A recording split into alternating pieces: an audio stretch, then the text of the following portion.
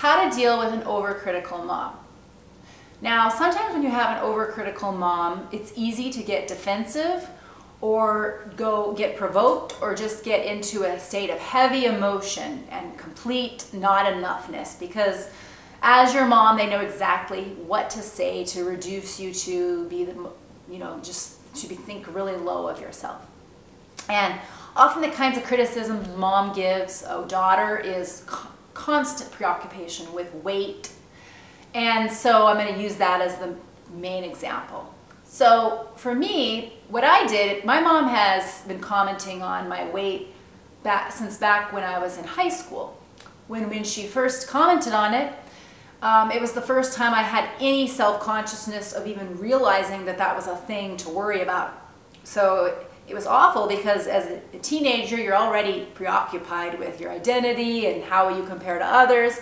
And so then all of a sudden, when she was suddenly just talking about, oh, don't let your thighs get any bigger than what they are now, it was like the first time I suddenly thought about, oh, thighs and thigh fat. Never thought of it before. And then I started to, obsess about it. And so I started to have this quality of kind of binging and then working out and hiding what I was eating from my mom and all kinds of behaviors. And then it continued to be kind of something where I was obsessed and writing down what I ate. And all in high school, when I was thin,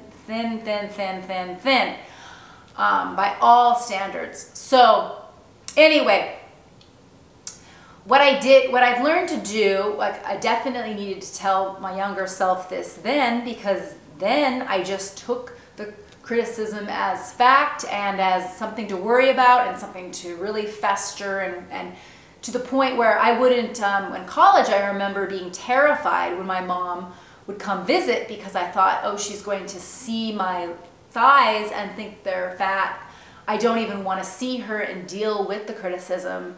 And so I remember, like, right before she'd come, I would actually binge eat the night before in a way of maybe both rebellion and in fear, and just it's just really a shame. And people don't really realize that when you're that young, you're very affected by someone kind of reducing you to your body, to your weight, to your beauty.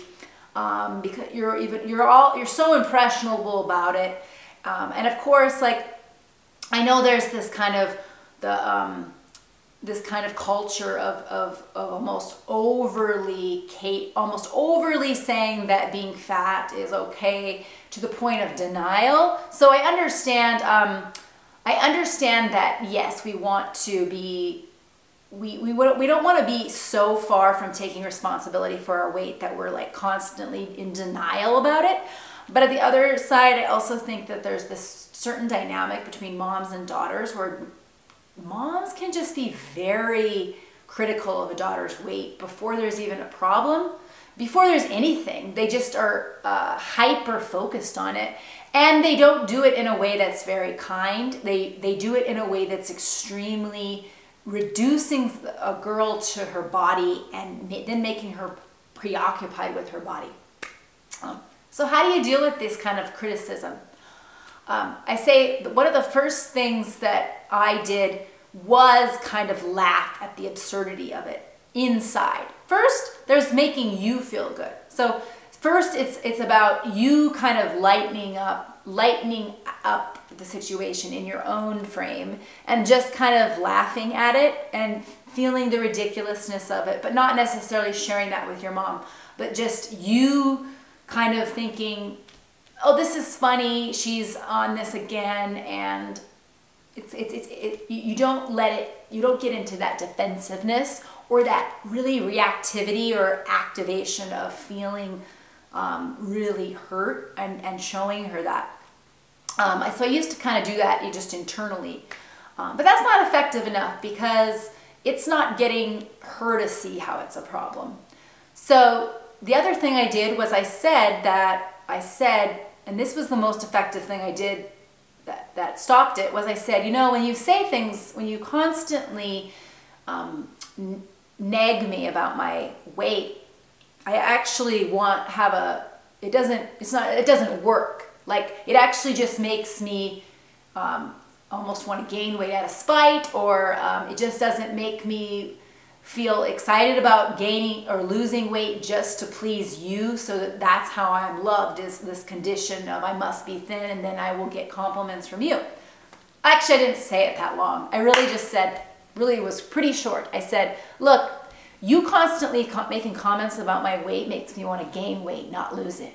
And it was kind of more of an evil Disney villain kind of thing I said, like really showing the sharpness and spite. And, you know, usually my mom's reaction to that is, well, I'm just trying to help you. I'm being honest. Who else is going to be honest with you? That kind of thing. And I said, well, I'm very self-critical of myself, and I don't need other people's criticism of me.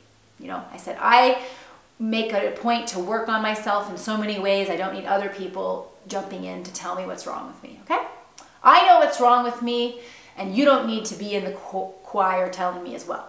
Again, I don't say it that long. I keep it pretty short. But yeah, so I think that was an effective thing. The thing is, as I said that, and she has not commented. I said that probably when I was 30, and she has not commented ever since. However, what she does do, or what I do notice, is I'm so accustomed to her having made those comments that I almost like hear them still. I still hear her say or think of things, you know, that it's almost like it's just a song in my head. So it has its impacts. Like, even when if a mom has started to do that criticism, you still hear the criticism even when she's not giving it. So that's how awful it is. That's how it sticks in your head. It's always with you. But it's really, at the time that you're in it, it's sometimes hard to confront your mom about it, because you really think, well, she is on my side, just trying to tell me the truth. And that's what makes it hard, is how, as a parent, can you give constructive criticism when you're worried about your kid gaining weight and you don't want them to be unhealthy, but at the same time not be so preoccupied with it that you're reducing them to their weight and they don't even feel comfortable eating around you. So there's a balance there. There's balance.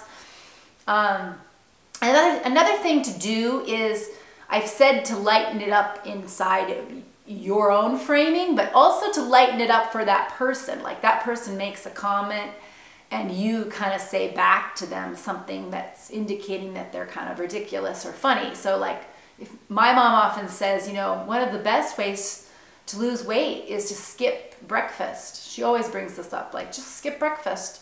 And I'm like, actually, you know, that's the opposite of every healthy eating mandate ever. Like, they all say, definitely don't skip breakfast because you got to kickstart your metabolism, right? So anyway, I guess kind of making a joke, making light of it, or just laughing when she says something, just kind of being comfortable in yourself to be like, haha, there you go. Because the thing too is that just making light of it, just they're kind of caught in a seriousness, the parent that's doing this, of thinking that if you gain this amount of weight that you are have lost your power in the world or something. And it's like, another thing I would always think of is, it's really not about the weight, it's about the confidence. If you carry yourself in a certain way, like, it doesn't matter how thin I am, if I act like a self-conscious, nervous, very inhibited type of person, I'm not going to be attractive. It doesn't matter how thin I was. So, I mean, I was thin as hell in my 20s and in high school when my mom was making these comments, but I was thin. I was very thin, but I was very self-conscious. So I wasn't nearly as attractive as I am now, where I just have a little bit less self-consciousness. So I move more confidently, and that's what makes such a difference in being attractive. Like, there's so many thin people that move in the world as though, oh, I'm so scared. Like, that's not, none of their, like, there's and there's a preoccupation moms have, because they're judging themselves, and then they're judging you as this, like, object or doll that they've brought into the world that has to represent them. And you don't have to represent them. You represent yourself. And they fill you with the very self-consciousness that ruins attractiveness by being preoccupied with your weight, because then you suddenly get self-consciousness that you never had. So how to deal with overcriticism is making it funny to you inside, like laughing at the absurdity and actually believing it. If you're just faking that, it's not going to work. Because if you really believe that you are fat when your parent says you're fat, then it's going to be really a lot of self-hate, self-doubt, self-criticism, just mired in it. The other way is to just directly say something along the lines of, your criticism is ineffective. It makes me want to gain weight instead of lose weight. Now, this is effective because it's giving your parent the worst fear that they're obsessed with and that they're criticizing you for, and adding that bit of worst case scenario, and it shuts them up. And it makes them reflect on, oh, maybe this is not the right approach. And they might say, well, I'm just being honest. And you say, great, I know what's wrong with me. I don't need you to tell me what's wrong with me all the time either. And even say, it makes me scared to hang out with you. There's conditional. There's you looking at me eating, and it's just, it doesn't feel good. Sometimes a good phrase to say that somebody recommended to me was just saying, no, I don't like that. That doesn't feel good. The simplicity of those, just get it out. Like, sorry, that doesn't feel good. No, I won't. I don't like that. I won't take that.